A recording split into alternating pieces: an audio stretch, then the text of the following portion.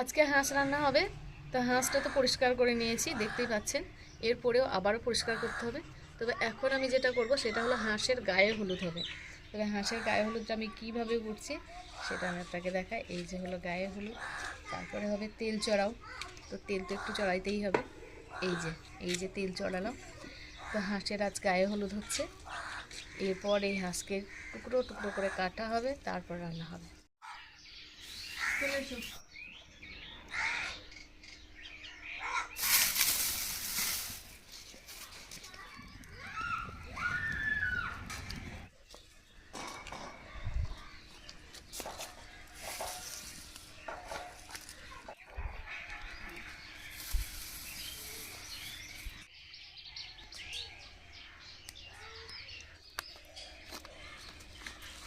এখন আমি এই যে একটা কাপড় নিয়ে আমি এইটা পরিষ্কার করে নেবো হাঁসটাকে।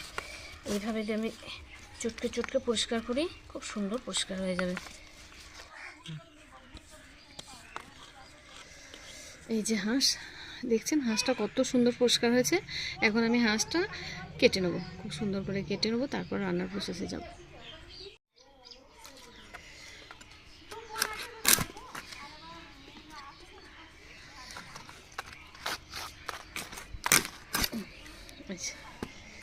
বুঝতেই পারছেন কত হাঁস খাওয়া নয়, হাঁসের কষ্ট কত দেখুন।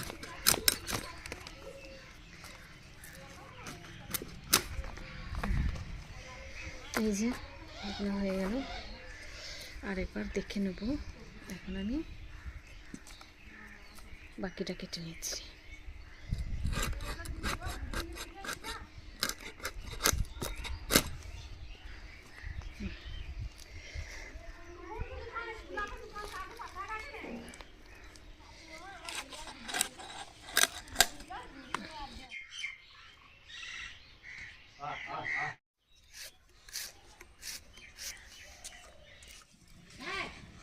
বাটা হলুদ,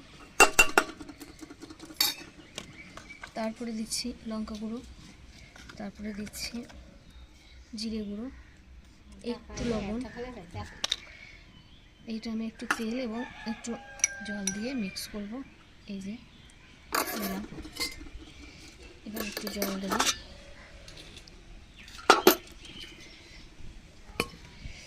এই বাটা হলুদের সঙ্গে এই সবগুলো মিক্স করে নিচ্ছি। এখন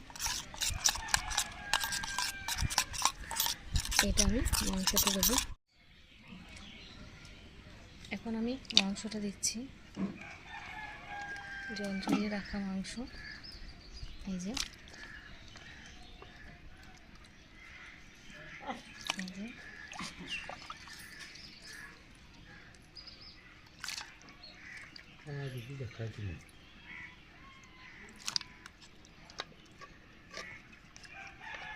একটু মাংস লবণ দিচ্ছি, তারপর আমি আদা বাটা দিচ্ছি 1 চামচ, আদা রসুন শুকনো লঙ্কা বাটা, আর একটু দিচ্ছি অল্প পরিমাণ 1.5 চামচ।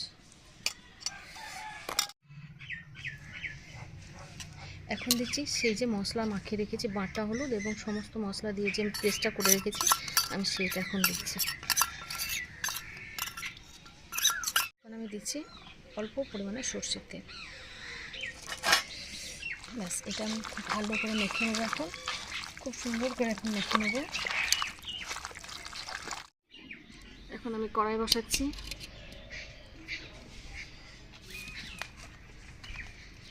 এরপর আমি দেব সরিষার তেল,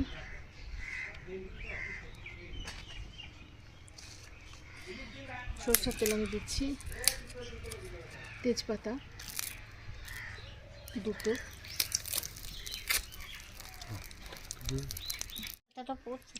এখন আমি পেঁয়াজ দিচ্ছি।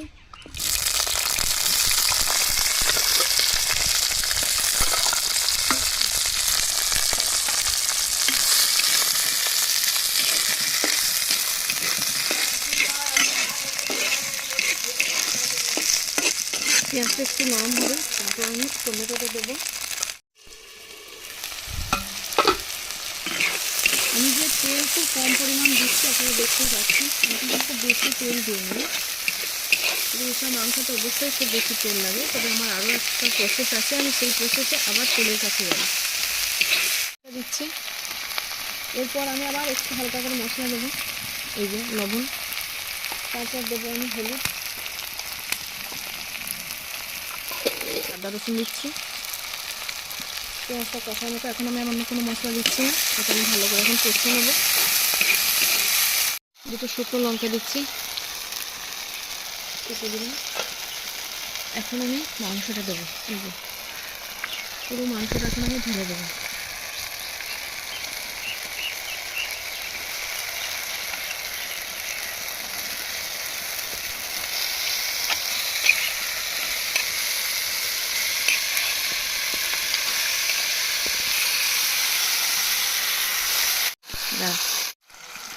এখন আমি মাংসটা একটু কষে নিচ্ছি, দেখতেই পাচ্ছি। এবার আমি এই মাংসটা এখন ঢাকা দিয়ে দেবো, জল ছাড়বে, জলটা শুকিয়ে গেলে তারপর আবার আমি জল দেবো, কারণ মাংসটা ঝোল হবে, হাঁসের মাংস ঝোল হবে, যার জন্য আমি এখন কোনো জল দিচ্ছি না। এই এই হাঁসের মাংসের জলেই সেদ্ধ হবে।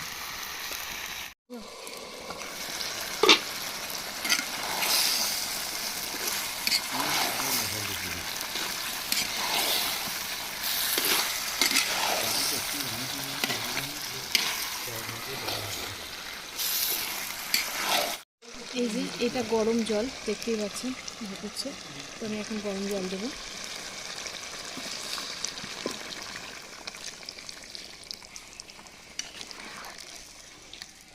যেহেতু এই হাঁসের মাংসের ঝোলটাই সবাই একটু পছন্দ করে, আমাদের বাড়িতেও ঠিক তাই, তাই ঝোলটা আমি একটু করব আর একটু দেব, দিয়ে আমি ভালো করে আবারও রান্না করব।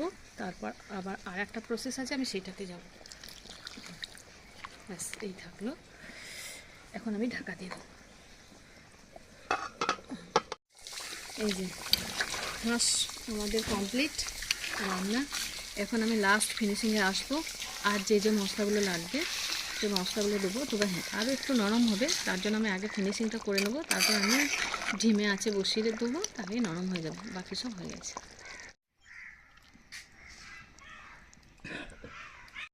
এখন আমি দিচ্ছি পেঁয়াজ বেরেস্তার জন্য।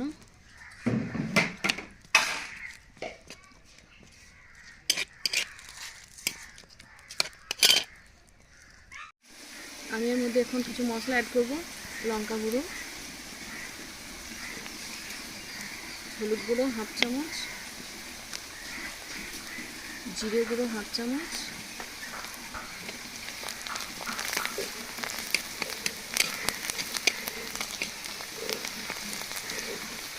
এখন আমি এটা মাংসতে ঢেলে দেবো। এই যে আমি দিয়ে দিলাম। এরপর আমার আরও এক কিছু কাজ আছে, আমি সেটা আমি করে নেব। চলে এসো। এখন আমি আবার বসিয়ে দিচ্ছি। তারপর যেগুলো দেব সেগুলো হলো হাফ চামচ গরম মশলা দেব, এই যে খুব কম পরিমাণে দিচ্ছি গরম মশলা। তারপরে দিচ্ছি ধনেপাতা,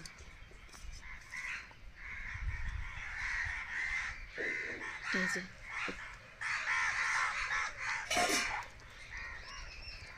সার্ভ করে দিয়েছি। এই যে হাঁসের মাংস, উচ্ছে আলু ভাজা, তার সঙ্গে ডিম ভাজা এবং ভাত রেডি হয়ে গেছে। হাঁসের মাংস এবং ভাত